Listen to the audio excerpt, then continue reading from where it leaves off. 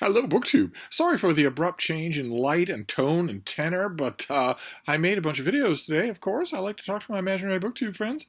And then I finished, and I said, well, that's enough of that, and I went out about my day with my little bean, completely forgetting March Mystery Madness. Well, you can't forget March Mystery Madness if I'm waiting all year for it. This is, of course, a great BookTube event centered on murder mysteries. I'm one of the co-hosts this year, as I have been for many years. I love it. I love all the videos that I'm seeing. And this is our ninth year. This is March Mystery Madness' ninth year. And the theme is To the Nines, which are my co-hosts, who are all far more creative than I am, have worked that for all it's worth. And it's a lot of fun. But one of the ways they've done it is the one I'm going to concentrate on, and that is number 9 in a series. So I've decided that for the month of March, for March Mystery Madness 2024, I will read number 9 in as many murder mysteries as I can get my hands on. And I'm just going to pick them at random and read one a night and talk to you about them.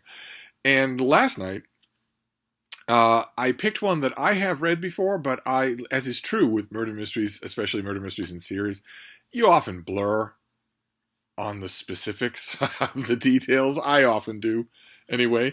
So it took me a while to pick up the thread on this.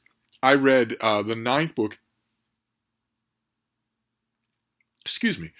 I read the ninth book in Elizabeth Peters' Amelia Peabody series, Seeing a Large Cat. These are, Amelia Peabody is her main character, and she is, when we meet her, a 19th century Egyptologist. The series continues. The series was a hit, and it went on a good long time. The first book, Crocodile and Sandbank, was immensely capturing. Right away, you just loved it. So, and fans did. So, it became a bit of an institution. And Elizabeth Peters decided, she made a decision for the Amelia Peabody books that not every mystery writer does when they realize they've got a hit series on their hands. She decided to have time pass in the series. That doesn't always happen. I think if I ever had a hit murder mystery series, I'd be tempted not to have it happen. I'd probably be one of the authors who doesn't do that. Just keep things the same. Just having one adventure after another. Maybe the appliances might change. Maybe suddenly people would have cell phones or car service with phones. But all the characters would stay exactly the same. They'd all be the same age forever. Like the Bertie Wooster novels. She decides not to do that. And that is tricky. There are a number of inherent perils in writing a long series of any books, whether it's science fiction or epic fantasy or murder mysteries. One of them you can avoid by not having time pass in your story. Then you don't have to worry about it becoming more and more unwieldy, more and more unrealistic.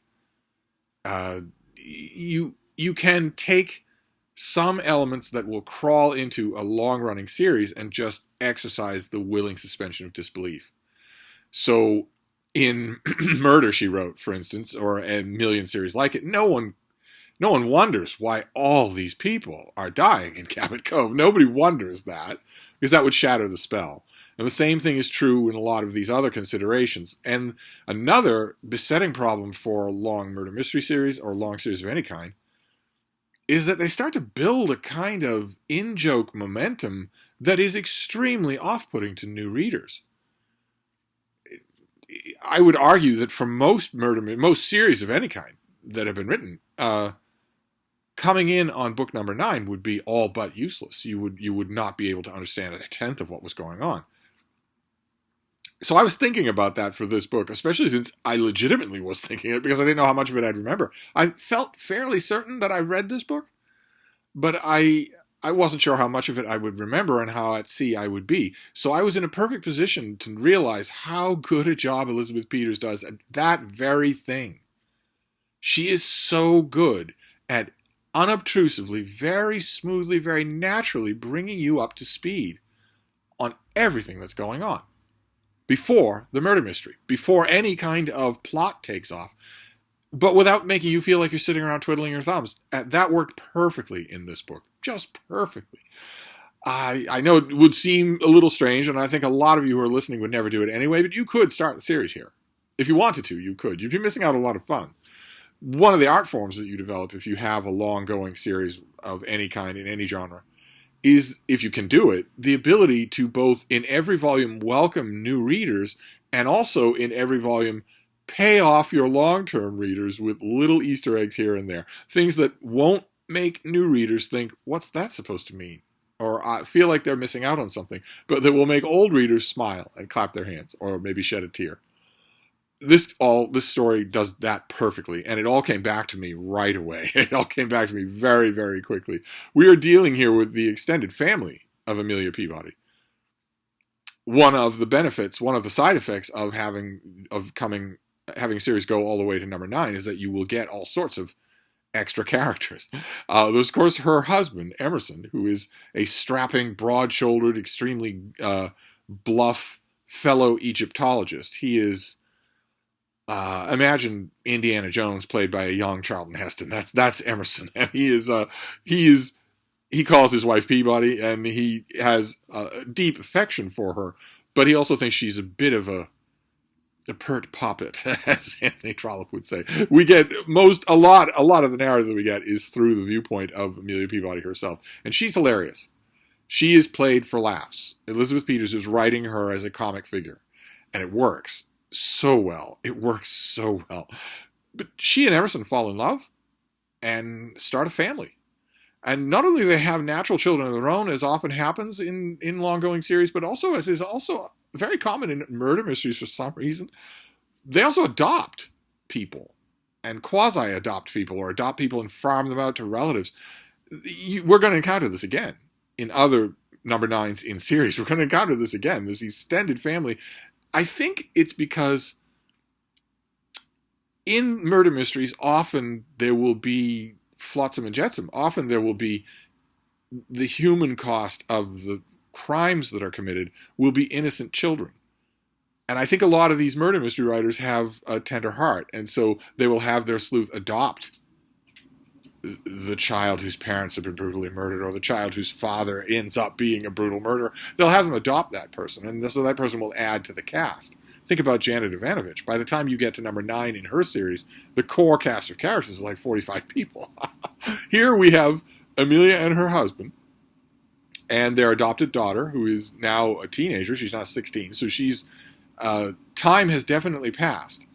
And the awkwardness and the ability to rush headlong into adventure and also the sexual undertones are now starting to bud in another generation. It's not just Amelia and Emerson that we're getting into that with, although Amelia and Emerson in this book prove that they are still eminently capable of finding trouble or getting into trouble when it finds them.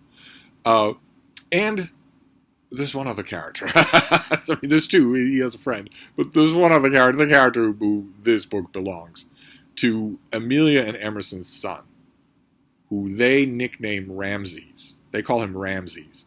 And he is an incredibly spoiled, headstrong boy. I think we saw him as a little baby in last year's March Mystery Madness. In this novel, the family is waiting out in an open, the portico of a well-known restaurant in Egypt. They're waiting for him because they've arranged to meet with him. He has been spending a good deal of time, a whole summer and a little more, with a friendly sheikh that they know out in the desert, learning Bedouin ways, learning their society, having no contact with the West or anything like that for a long time. He's in the company of his friend David, who is an Arab that the Peabodys sort of adopted. They sort of farmed him out to a family friend of theirs. But he and Ramses, David and Ramses, are inseparable. They're good friends. The family is eagerly waiting for him. When they notice two strangers approaching in Arab dress, and one of them is broad-shouldered and big. He's got drooping mustaches. He's got a sun-weathered face. And they're wondering why he's approaching them so proprietarily when they're waiting for their boy. They're waiting for young Ramses. When it turns out it is Ramses. He's a teenager, but he has been riding with the Bedouin out in the desert for months now. And his own mother doesn't recognize him at first. It's a wonderful scene. It's well done. It's a wonderful blend of movement and also comedy. And in that gimmick, Amelia Peabody leaps Ramses from being a a troublesome boy, just short pants, the cowlick, the getting into all sorts of mischief, into a main character, someone who can carry the action of a novel.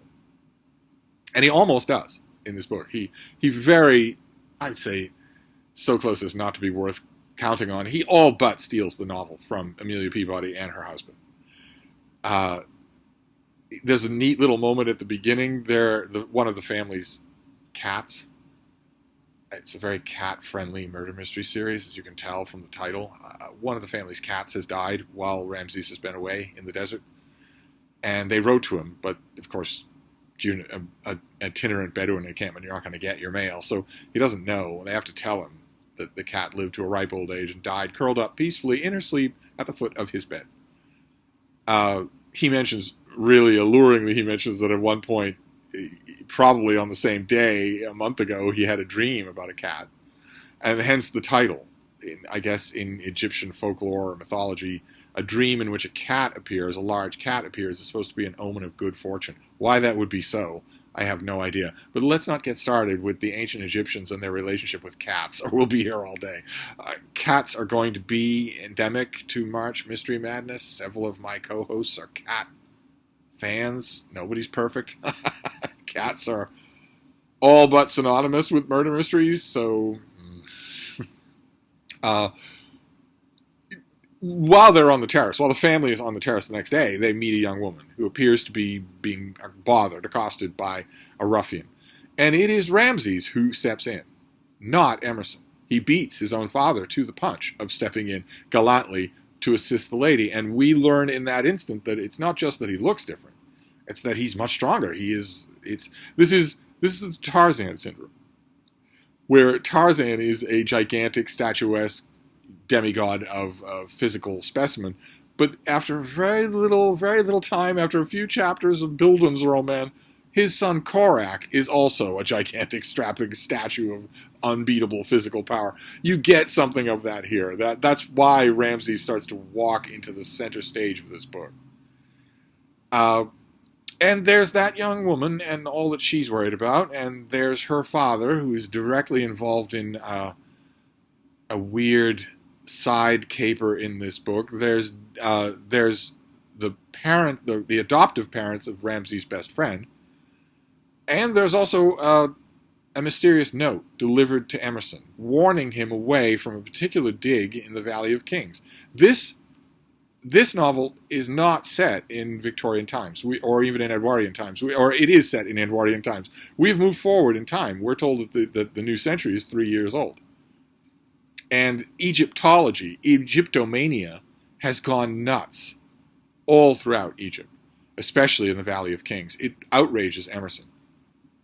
The tourists, the flashbulbs, the endless plutocratic international archaeological societies trying to sweep in and capitalize on all the discoveries of genuine Egyptologists who just want to find and examine things in peace for the historical record. When he gets a note warning him away from a particular area in the Valley of Kings, it outrages him. Defiantly outrages him. And of course, because this is an Amelia Peabody murder mystery, that note is going to have teeth, and it does. And the plot just takes off from there in 6 or 7 different directions. Actually, 4 or 5 different directions. I realized when I was rereading it that is a habit of Amelia Peabody. That is a habit of Elizabeth Peters in the Amelia Peabody mysteries, is to make it look at first like it's a cluster bomb of different plot points that can't possibly be connected. A lot of murder mystery writers do that. They want to sort of dare you to distrust that they can pull all their threads together and have them all be connected. But even so, usually it's someone crying in a stately home out in the countryside and also someone dying in a stately home out in the countryside. Usually they seem more connected.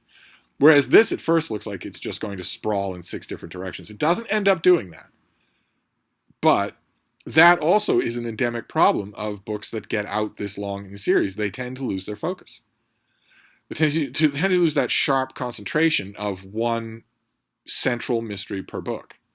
Because you've got a lot more people involved. You've got a lot more people having their own ancillary concerns.